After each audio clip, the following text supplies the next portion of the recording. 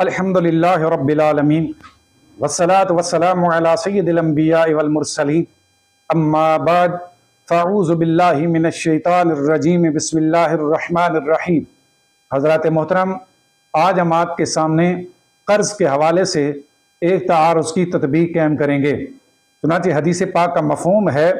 حضرت ابو موسیٰ اشعری رضی اللہ تعالی عنہ فرماتے ہیں کہ حضور نبی کریم صلی اللہ علیہ وآلہ وسلم نے ارشاد فرمایا کہ کبیرہ گناہوں میں سے ایک گناہ یہ بھی ہے کہ کوئی آدمی مقروض ہو کر مرے اور پیچھے اس کی ادائیگی باقی چھوڑ کر نہ جائے۔ اسی طرح ایک اور حدیث پاک میں مروی ہے کہ حضور نبی کریم صلی اللہ علیہ وآلہ وسلم کی بارگاہ میں ایک مقروض کا جنازہ پیش کیا گیا تو حضور نبی کریم صلی اللہ علیہ وسلم نے مقروض کا جنازہ پڑھنے سے انکار فرما دیا، جس سے معلوم ہوا کہ قرض قابل مذمت ہے اور مقروض جو ہے یہ عذرو شرع مجرم ہے۔ جبکہ اس کے برعکس دوسری حدیث پاک سے معلوم ہے کہ حضور نبی کریم صلی اللہ علیہ وآلہ وسلم آپ نے ذرہ رکھ کر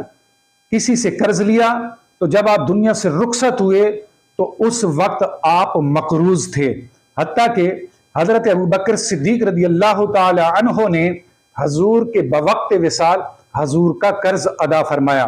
اسی طرح ایک اور روایت میں موجود ہے کہ حضرت عمر فاروق رضی اللہ تعالی عنہ بوقت وصال آپ نے اپنے بیٹے کو یہ وصیت فرمائی کہ میرے اوپر 60 دینار قرض ہے، لہذا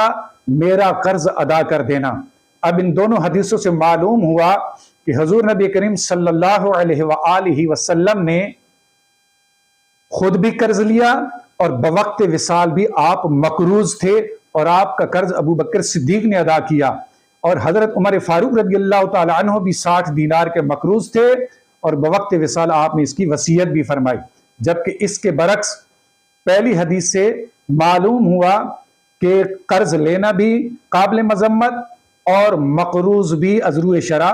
مجرم ہے۔ حضور نے مقروض کی مذمت بیان فرمائی۔ دونوں حدیثوں کے درمیان بظاہر تعارض معلوم ہوتا ہے۔ اب اس تعارض کے درمیان تطبیق کس طرح قائم ہوگی کہ یاد رکھیں، عذرو شرع اگر کسی ضرورت کے تحت کوئی آدمی قرض لیتا ہے تو یہ قرض حسنہ لینا بھی جائز ہے، اور لینے والا مقروض بھی اگر ضرورت کے تحت لیتا ہے تو مقروض بھی عذرو شرع مجرم نہیں ہے، جیسا کہ حضور نے قرض لیا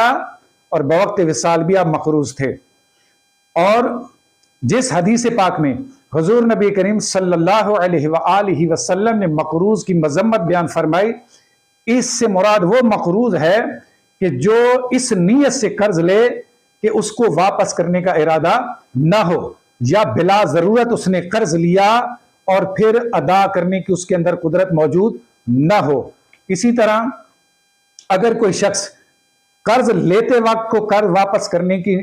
نیت کرتا ہے، لیکن جب اس کے پاس قرض واپس لوٹانے کی قدرت موجود ہوتی ہے تو